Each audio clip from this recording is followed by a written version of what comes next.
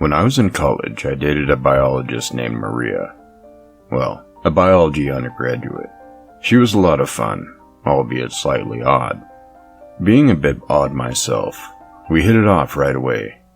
Our first date lasted almost 12 hours, the entirety of which we spent talking as we sipped terrible coffee at a 24-hour diner.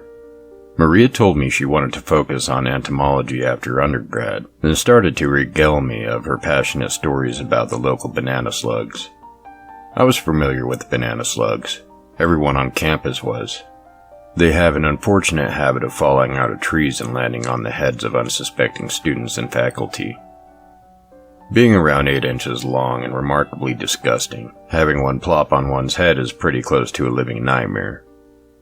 My first month on campus, one missed me by inches and splattered on the concrete. I was picking slug out from between my shoelaces for a week. So once Maria told me about her slug fascination, I became a little weary. It was a shame, because I liked her quite a bit. She could sense something was awry, so I admitted to being terrified of the things. All bugs, really. Instead of mocking me, which I'd grown to accept after years of asking women to kill spiders and centipedes for me, she held my hand. It was the first real physical contact we had together. Right then I knew she was special. We dated for a few weeks and our chemistry was phenomenal. It felt good to have such a steady, positive presence in my life. As the school year progressed though, it became obvious Maria was struggling with her work. It wasn't that she was slacking or not studying. Quite the contrary. She was studying so much that I'd only seen her about once or twice a week. But despite all the work, she was on pace to fail her biology course, the subject most important to her. After a miserable few days when she was positive she'd get thrown out of school for poor grades, and never have the opportunity to be the scientist she wanted to be since she was a little girl, her professor gave her a lifeline. An extra credit assignment. The project Maria was given was simple. She would incubate banana slug eggs in different environments to learn how microclimatic variations affect hatch rates and survival beyond 1 day. She received permission to use several spots on campus: the wellness center, the gym, the chemistry building, the biology building, and yes, my dorm. So strong were my feelings for Maria that I allowed her to place a shoebox breeding ground under my bed. Yes, I had nightmares about slugs crawling in my bed and laying eggs in my mouth. Who wouldn't? Unfortunately for Maria, the project didn't go well. She either hadn't prepared the shoeboxes properly or had started with bad samples in the first place, because all but one site yielded bad eggs.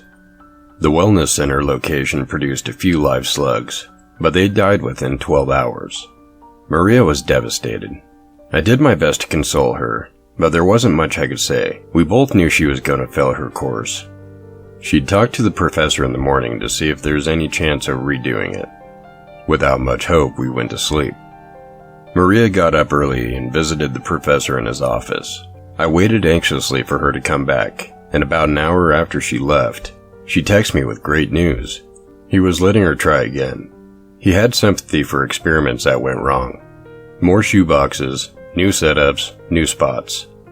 Well, almost new. She used a spot under my bed again. I didn't have the energy to complain. To Maria's profound joy, the experiments worked. Within a space of 36 hours, the shoebox hatcheries did exactly what she'd hoped.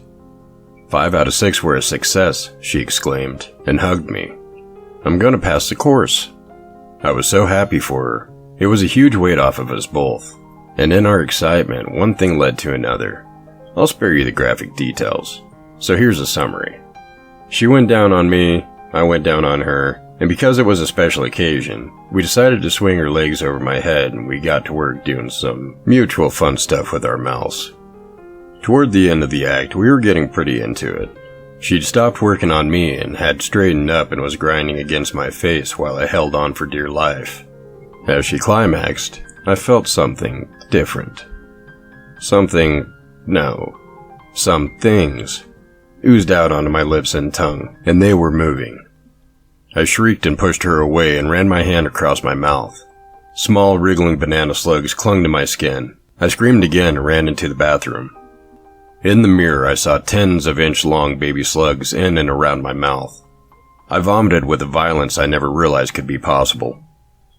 "Oh my God, I'm so sorry," she cried, as I gagged and tried to scrape the slime off my tongue with my fingernails. I didn't reply, I just looked at her. She stroked my hair in an attempt to comfort me. It wasn't working. She started to say something, then stopped. "What?" I choked out, still retching. She was silent for a minute, then said quietly, "It's just, well, I guess it's 6 out of 6. I thought they'd all died."